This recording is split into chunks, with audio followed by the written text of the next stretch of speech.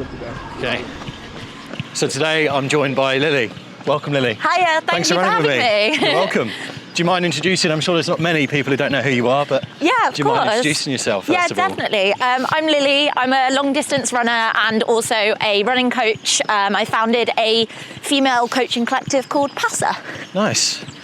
And what got you, if we go way back when, Yeah. what got you into running in the first place? Yeah, it's a bit of a weird one because if you speak to like any of my friends or family, the idea of me running is absolutely baffling to them. And obviously now it's my job. So the first thing that got me into it really was my granddad passing away. So my sister and I wanted to fundraise some money for charities who'd kind of helped and supported what he'd gone through. So we set up a challenge where we ran one race every month for a whole year. Nice. My sister did not catch the bug, and I very much did. And then here we are today. Great. So the purpose of this podcast is to talk about topics that maybe don't get discussed as much when it comes to running or fitness in general. Yeah.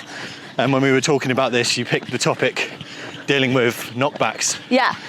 Because I think it's such a part of life, not just running, isn't it? But I think a lot of the time there can be this feeling that there's a sense of shame around when it happens, or 100%. feeling like you can't talk about these things as much. So my first question to you is, can you think back to one knockback in your life that felt tough but taught you a lot or led to something beneficial?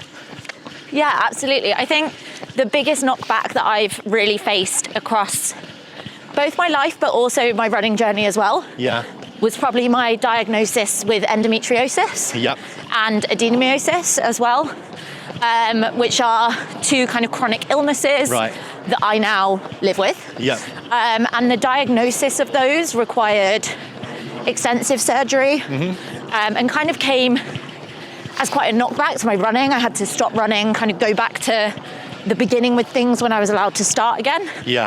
But also mentally, that was a really tough kind of knockback to face in life as well, and a lot to digest and process and deal with, really.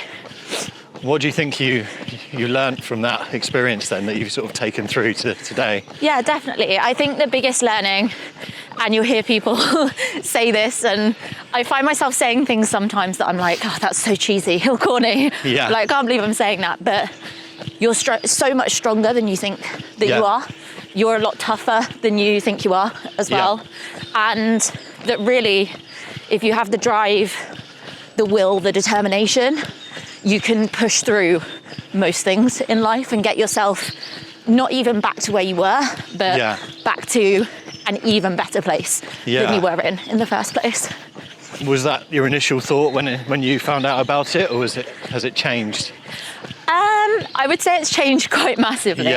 It's definitely been a journey, and I still have days now where I will kind of have a, why me? Why did this happen to me? Why not somebody else?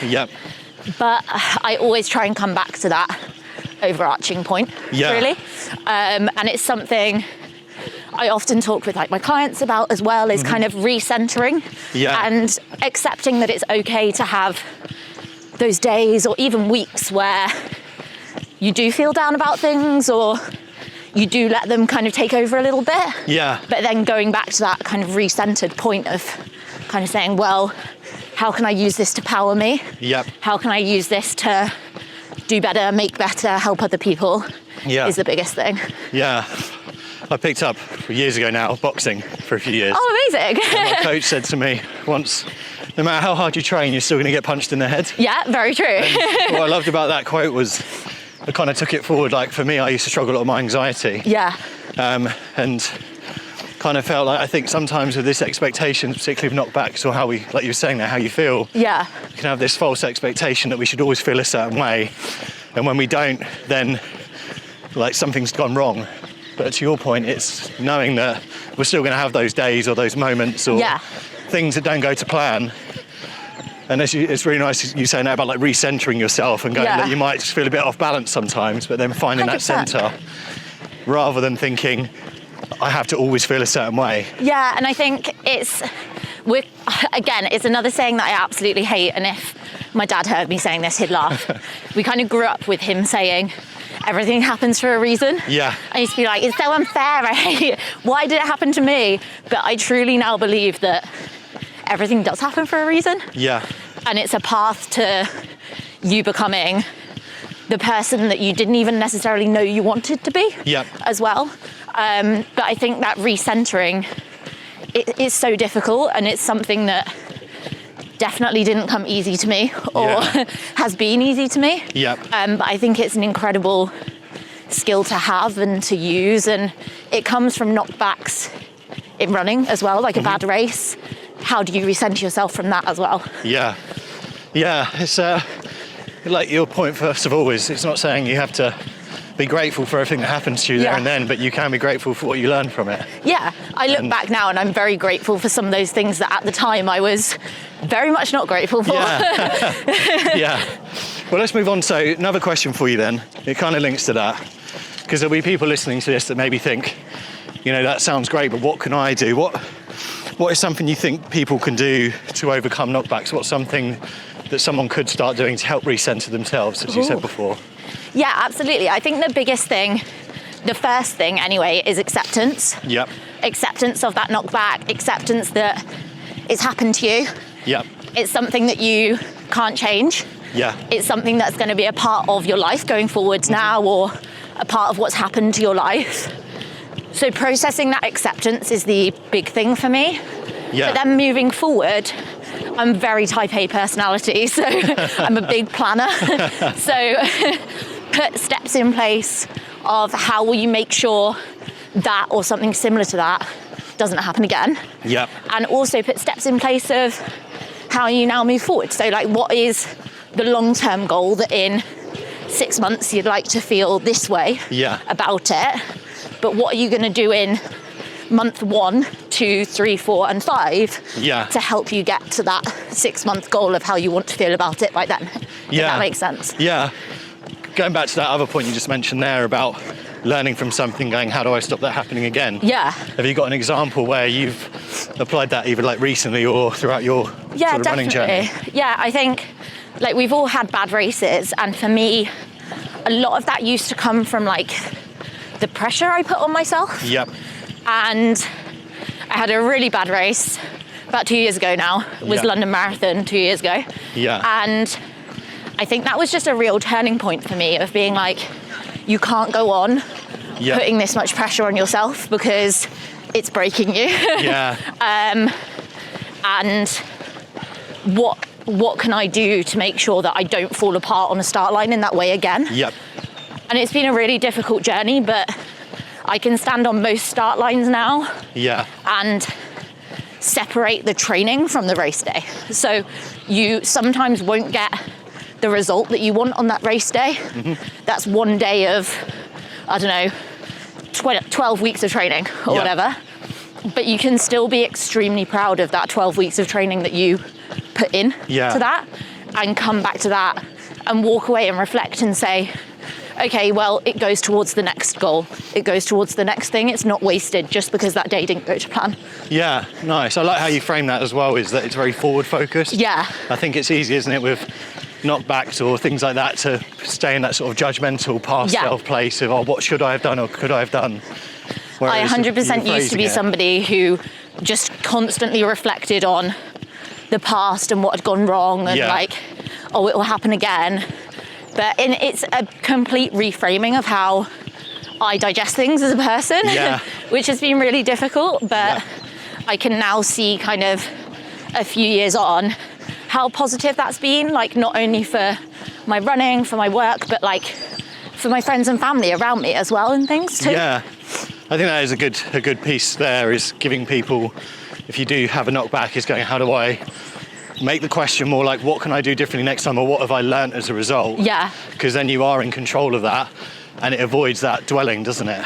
Yeah, and I think it's difficult as well because sometimes those knockbacks are caused by yourself. Yeah.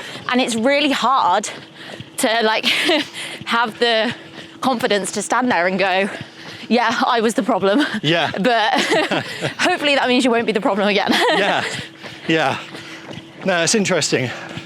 I think with this topic, the more you talk about it as well, the more you normalise it, and the more you recognise that without those knockbacks, you know, I sort of use the analogy sometimes. It's like if you look at your favourite film, you've got, often it's normally some form of adversity that's made you remember it. Yeah.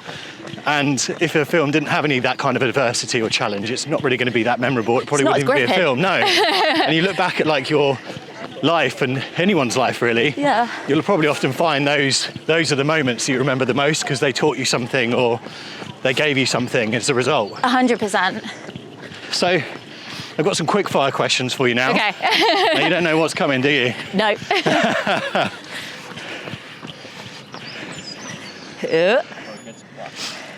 I forgot to turn is what happened.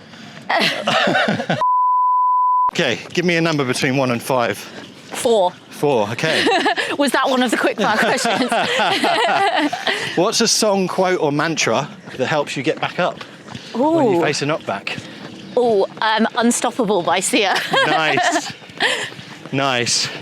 What else would I find on your playlist? Oh gosh, you don't want to know. My playlists are very erratic. They go from anything from like drum and bass to like listening to the Pussycat Dolls. So honestly, would not recommend. Okay.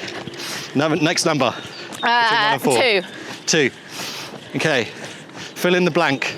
A knockback is just a chance to X. A knockback is just a chance to improve yourself. Let's go with that. Yeah. Improve yourself and your life. Yeah, I definitely agree with that. I'd say for me, it's like to learn something as well. Yeah. I heard this quote a few years ago that said, you're here to learn something, not prove something. Yeah. And like, it's helped me so much with my own journey of going into situations with curiosity. I love that. And thinking, actually, how can I learn from these people around me or this situation or about myself versus thinking I have to prove something. 100%. Because a lot of that feeling comes from self-pressure and internal sort of expectations as well. Yeah, I think that's the other thing that I find a lot is like I'll do what I perceive as being like rubbish in a race. Yep. And if you take a step back, I'll have my friends and family being like, but you ran a 10K, that's insane. Yeah. And I'm like, have the context that what we're doing, like you running your half marathons back to back now, like we're doing crazy things that aren't normal to human beings. Yep. Have that concept, have that perspective on everything that you're doing. Yeah, there's a balance, isn't there? Because I think some people find that hard sometimes because they're like, it's not saying you don't want to be driven or ambitious. Yeah. But it doesn't have to be as black and white in thinking. No. It doesn't mean all or nothing. Yeah. There's a lot of it in between. So yes, you might have not got the time you wanted or whatever that might be, but it still might have been an improvement on the last one. 100%, yeah, definitely. Okay, next question. What's the best advice you've ever received about handling knockbacks from someone else? Ooh. Getting knocked down, get up again. Who said that to you? Can I give that piece of advice? No, I genuinely think that's it. Is like you get knocked down, the way to make yourself stronger is to get back up again.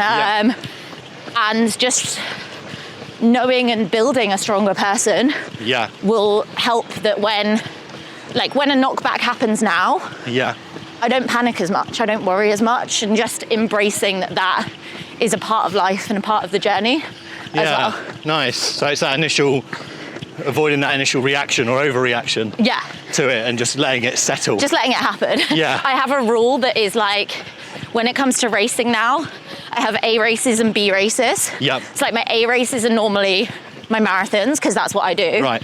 And anything else is a B race. Yep. If I have a bad race at a B race, I'm allowed 48 hours to throw a tantrum. Okay. And then I have to get on with it. If I have a bad A race, I'm allowed a week to have a tantrum. Yep. And then I have to get on with it. Nice. I suppose that links back to what you were saying earlier. It's okay to not always feel a certain way, and giving yourself a time frame still allows you to, versus what some people do is try and bottle it up, don't they? Or throw themselves straight into something else, or sort of negatively spiral. Or take out their annoyance or disappointment on something else. Yes. And I think that's what I really try and avoid now. Yeah. Because I would take out that annoyance or upset on myself. Yeah. And just bash myself until I felt rubbish about myself. I had no confidence left. I then stood on start lines just believing I couldn't do it. Yeah. But actually that's just not helpful for anybody involved. Yeah. So one of my final questions for you is, when it comes to running, I think obviously a lot of it, we can focus on the physical aspects and nutrition and other things, but around the mindset piece, what is something that you either work with your clients on or has benefited you that someone watching this could start applying, not necessarily related to this topic we've been talking about, to work on their mindset that's going to help them, whether they are trying to do a park run, a 5K or a marathon or training for something in particular? Yeah, definitely. I think self-reflection is really, really important. Yeah. And we often struggle with being self-critical. And I don't mean that we should be self-critical to a level where we're pulling ourselves apart. Yeah. But write down those goals and what they are, but then assess how you've set up your life. Yep. Do you have people around you who will support that goal? And it will be as important to them as it is to you. Yep. Like a few years ago, I definitely wasn't in that place. And I now can say that in my life, I have people who wholeheartedly want what's best for me as well. And that goes two ways. That's obviously me wanting the best for them too. But assess the setup of your life, your environment.